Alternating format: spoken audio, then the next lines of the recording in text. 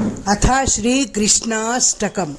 वसुदेवसुतं देवं कंसचाणूरमर्दनं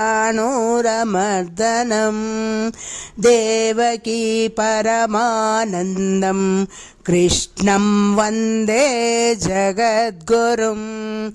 अतसी पुष्पसङ्काशं हारनूपुरशोभितं रत्नकङ्कणकेयोरं कृष्णं वन्दे जगद्गुरुं।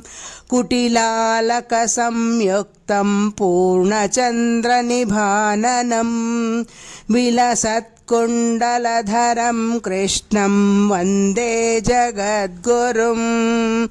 मन्दारगन्धसंयुक्तं चारुहासं चतुर्भुजं बर्हिं चावचूडाङ्गं कृष्णं वन्दे जगद्गुरुम्।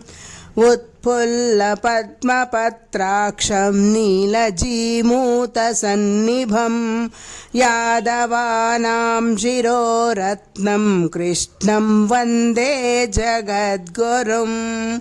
रुक्मिणीकेलिसंयुक्तं पीताम्बरसुशोभितम् अवाप्ततुलसीगन्धं कृष्णं वन्दे जगद्गुरुम्।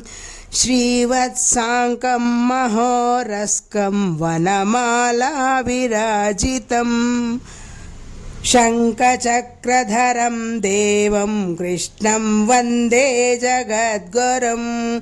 कृष्णाष्टकमिदं पुण्यं प्रातरुत्थाय यः पठेत् कोटिजन्म कृतं पापं स्मरणेन विनश्यति।